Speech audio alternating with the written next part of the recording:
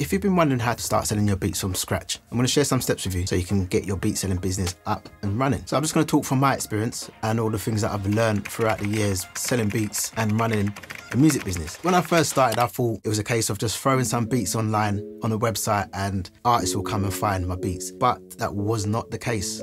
There's so much stuff that goes on behind the scenes for you to actually build your business and for it to be successful. So I'm just going to share some tips with you so that you can take them and maybe half the time that it's took me to get where I am today. So first of all, are your beats good enough to sell? You've got to be honest with yourself. If they're not, it's okay. You've got time to grow. So I can give you a couple of ways that you can tell whether or not your beats are good enough. So maybe you've got some feedback from family, friends, your peoples, and they've told you your beats are good. There's some other ways that you can check for yourself. So create a folder, throw your beats in there with some of your favorite beats or people that you look up to. Get family and friends to have a listen. See where they rank your beats. If your beats is coming in the bottom, then maybe you need to do some work before you start selling your beats. I don't like comparing. I feel like I always talk about comparison is probably the worst. So comparing yourself to others is probably one of the quickest ways to give up. In this instance, we're gonna use that just to see whether or not our beats are matching up. So what you can do is just get a few beats and listen to how the kicks hitting, how the bass is hitting and the instruments, and just get your mix and mastering to a certain level. So that way you know when you put your beats out there that they're gonna compete. Leading into, if you don't know basics of music theory, I would strongly suggest that you get an understanding of how it works, how to create harmonies, how to create melodies, and just understanding scales. You don't need it, but it will help you. It will help you to be a bit more confident when you're creating your music. And there's ways of doing that. You can just go on YouTube, watch some videos on music theory, buy courses, buy books. This is all the stuff that I used to do, still do. And then just schedule time to practice. And this is gonna level up your beats. So that's understanding chords, understanding scales and song structures, beat structures. It's important to understand your DAW, whatever you're using. Logic Pro, FL, Ableton, Cubase. It's important that you understand it. It just helps with your workflow. So when you open up your DAW, you can just jump in, no messing around, you just know all the shortcuts and you're good to go, you're flying. So setting up your studio, your creative space, invest in good equipment, making your environment comfortable and inspiring. Depending if you've got the budget or not, you can start with creating ambience, mood enhancing lights, good equipment, audio interface, computer, and also if you've got the space for it, acoustic treatment. If you don't have the space for acoustic treatment because maybe you're in a bedroom or something like that, then you can get Sonar Works or VSX headphones, which I just recently got, and they're absolutely amazing. I'm gonna do a video on that soon, but I'm still getting used to it. So this is a gradual process, just changing things and building up over time. So the next thing is your beat catalog. Have a decent beat catalog, 20, 30 beats. So when you put them online, which I'm going to talk about in a minute, you've got variety, you've got a lot of choice for artists to check out. Don't do what I did, put 10 beats on your website and think that's okay, think that's enough. It's not, don't do that.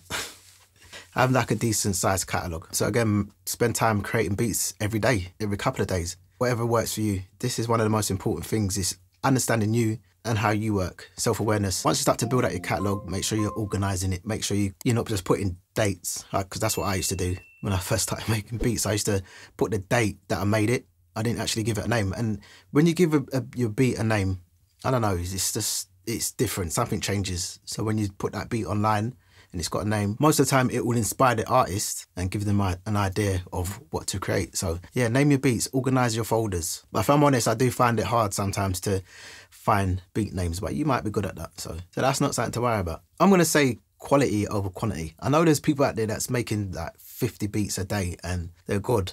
And they probably had years of practice and just really talented. But I will say quality over quantity. So the next step is mixing and mastering. I touched on this earlier about comparing your sounds, comparing your beats to your competitors. I don't really like to call it competitors because I don't see them. I just don't see us as competitors. There's so much space for everyone to win and achieve and make money. So yeah, anyone who you look up to or is probably a little bit further than you, then listen to their mixes, polish your sound. This will give you a lot more confidence when you're putting your music out there. And yeah, you're gonna make something today and then 2 years later you listen back to it and it's just gonna be complete garbage. It's all part of the process, it's part of the journey. We're just gonna keep growing and growing. You can use stock plugins to help you with mix and masters, but there are a few plugins, your isotopes, your music app master plan, your fab filters, that it's just, these are like your go-tos for so many engineers, producers. So if you can, invest in some decent quality plugins. There's always some type of sales on, so just keep your eyes and ears open for any sales that's happening, that's going on, and jump on them. So let's talk about where to sell your beats. Third-party platforms, your own website. Airbit, BeatStars. They're the only two I'm going to really talk about because they're the only two that I really know about. I've been using Airbit for years. I know a lot of people on BeatStars are smashing it, absolutely killing it. And it's just whatever you prefer to use. So just have a look at both of them. Try the free versions. Free version? Yeah, try the free versions and see how you get on with them. And then just go for there, choose that. What I will say about these third-party platforms is because there's so many other beat makers on there, you might get lost. You might get lost in the crowd. So that's why I say it's important for you to have your own website where you can direct artists and clients to your main site, the place where you can call your own and get it looking good. If you don't know how to create a website, I've got a whole video showing you the website that I use, so click that link and check that out after this video. Take advantage of Insta, TikTok, YouTube, post your beats on YouTube, post snippets of you on Insta and TikTok so people can see what you do, and this will help you to market your beats and attract some new clients. If you want to pay for ads, that's entirely up to you. It's not something that I do now, but I have done in the past. So yeah, that's an option for you. This is important, and I don't see many producers talking about this. I don't see many videos talking about this, and that's how do you get paid? How to get paid. So what you need to do, or what I've done, is set up a business PayPal and set up a business bank account. And the most important one is register your business. Do this just to cover your own back, because when you start to get to when you start hitting a certain threshold, tax man is gonna come for you. So just make sure that you registered your business and you're doing things properly. That way you ain't got nothing to worry about years later. I forgot to mention in the video, the reason why you want to have a business account is so that you don't have to pay out your personal account.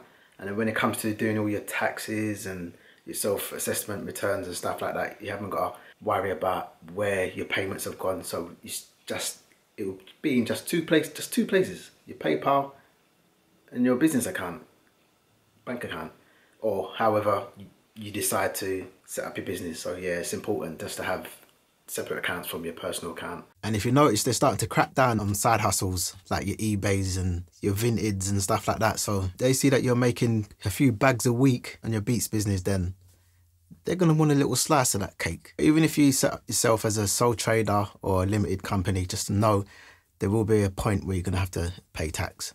So just have that in the back of your mind. 20%, 30% of profit. So how do you protect your beats? How do you protect your product? I have so many people asking me the same question. How do I protect my beats? Do I need to copyright them? There's a poor man's copyright, which is timestamped. So as soon as you've made your beat, it's logged. There's a timestamp of you creating your beat in whatever DAW that is that you use. You can, if you want to, register your beats with a copyright office. Personally, I don't really see the point in doing that with all your beats, unless it's a beat where I don't know, you just feel like it's a good beat and it's going to do well and it's making a lot of money and you just want to protect it. You can do that. I'm not, don't look at me as a legal source or someone who can give you 100% facts on copyrighting your beats, because I'm not. Find a solicitor or a lawyer who can help you with that. So contracts, agreements, when you're sending out your beats to artists and clients that you work with, that is important. Make sure you've got something in writing to let both parties or all parties involved know what's what. So with Airbit, they make it nice and simple. Anytime you sell a beat, they send out an automatic agreement for you. You can go in there, change what you need to change, your units sold or whatever it is that is your requirements for that artist to adhere to. Do that.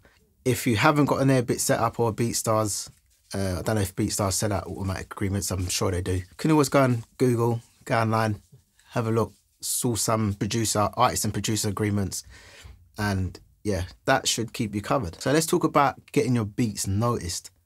Marketing strategies. For me, I'm more of an inbound marketer. I'm not an outbound marketer. I sometimes will reach out to an artist. You can do that through Instagram, through DMs, messaging, Facebook, whatever it is that you can reach an artist and talk to them, get them to notice your beats. So my inbound method is just to create content and get artists and clients to see what I do. So you can come up with an idea yourself of how you want to get your beats noticed.